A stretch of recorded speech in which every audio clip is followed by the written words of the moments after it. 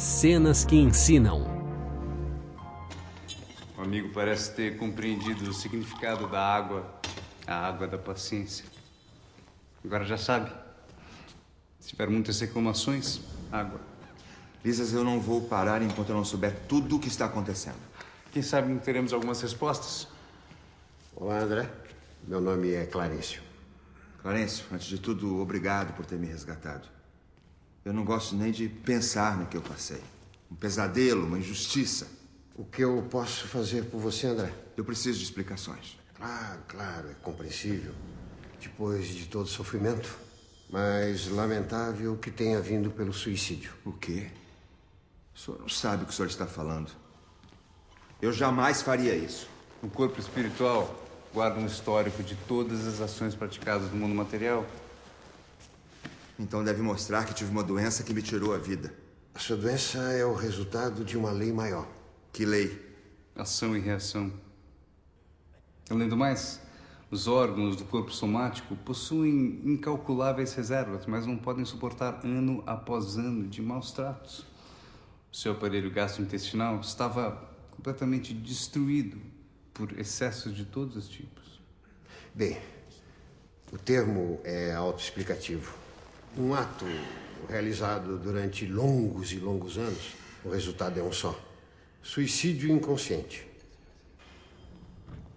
Agora, André, aproveita o descanso. Sossega teu espírito. A aflição não resolve os problemas. O bom da vida é sempre recomeçar. Recomeçar.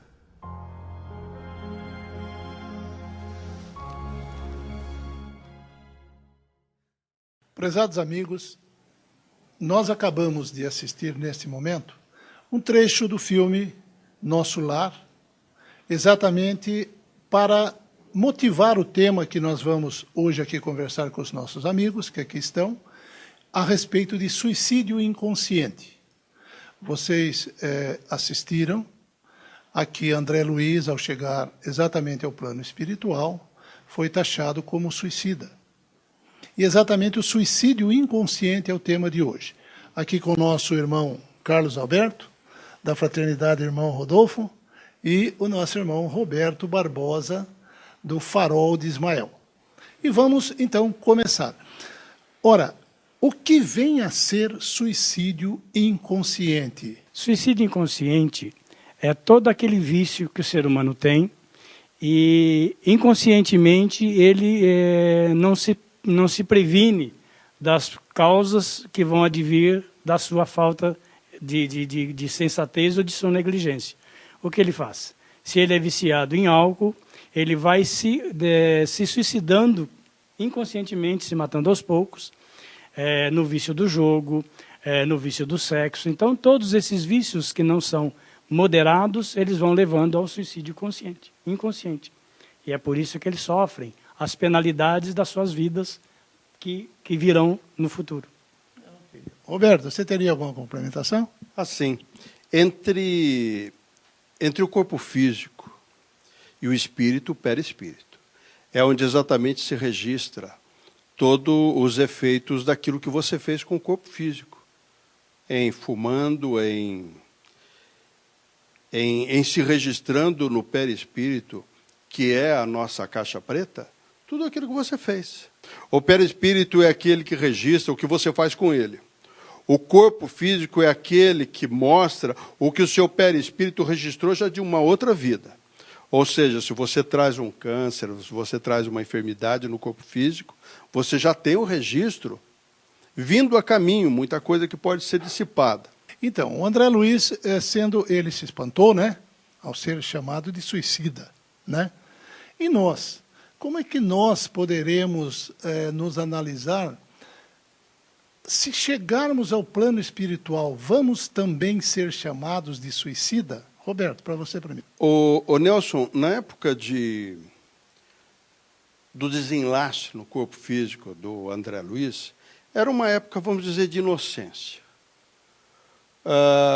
Embora as pessoas já sabiam o que faziam do próprio corpo físico, já sabia que era uma coisa errada. Hoje já não existe tanta inocência assim.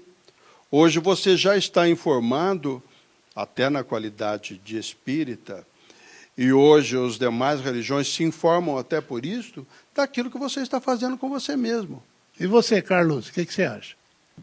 Eu já acho que as pessoas que vivenciam as experiências dessa maneira, elas muitas vezes fazem questão de não ter a consciência vivificada, e sim, eles vivem da ilusão, porque afinal de contas, o ser humano vem nesse orbe, nesse planeta, achando que isso aqui é um parque de diversões.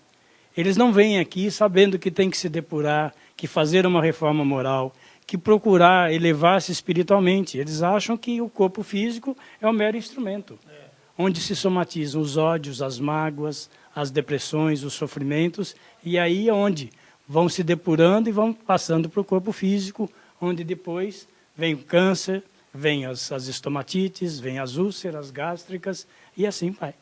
Porque eu tendo a consciência de que eu estou negligenciando o meu corpo físico e o meu perispírito, no plano espiritual, eu vou ser um suicida consciente.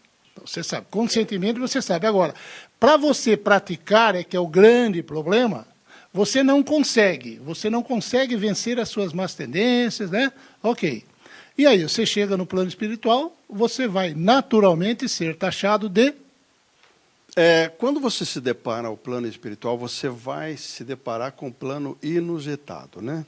É difícil você perceber em que situação que você se encontra, porque você já saiu naquela situação de uma pessoa que está acabando com o corpo físico, que era, inclusive, numa situação alimentar inadequada.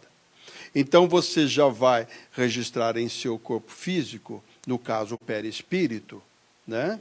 É a parte também densa do espírito, né? Você vai registrar ali todas as suas situações daquilo que você fez com o corpo físico. Depois você vai partir para o cenário reencarnatório, que você vai voltar com um problema numa gastrite, um problema respiratório por consumo de álcool, por consumo inadequado de uma série de coisas alimentar, campo mental, que inclusive mata.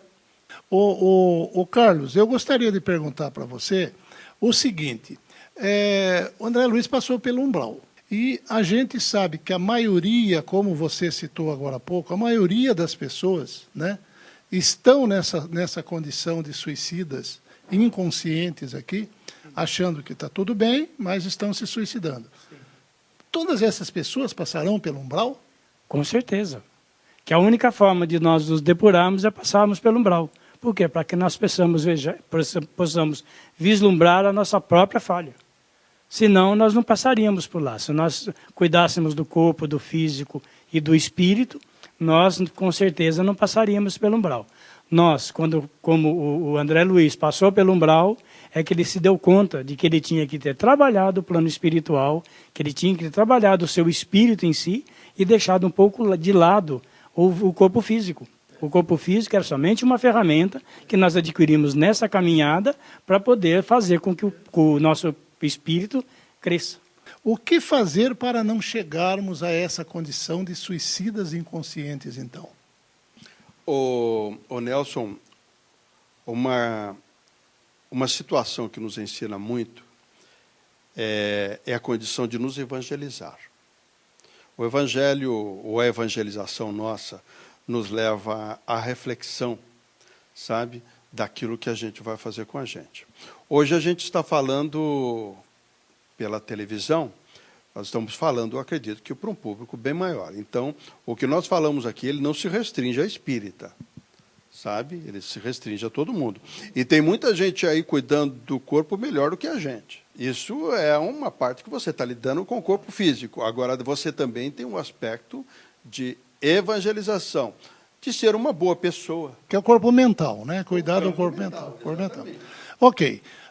Nós estamos chegando ao final desse quadro, Cenas que Ensinam, e eu agradeço imensamente a participação do Roberto, do Carlos, tá? E para as próximas vocês também estarão aqui. Aliás, a próxima Cena que Ensina. Ok, telespectadores, até a próxima.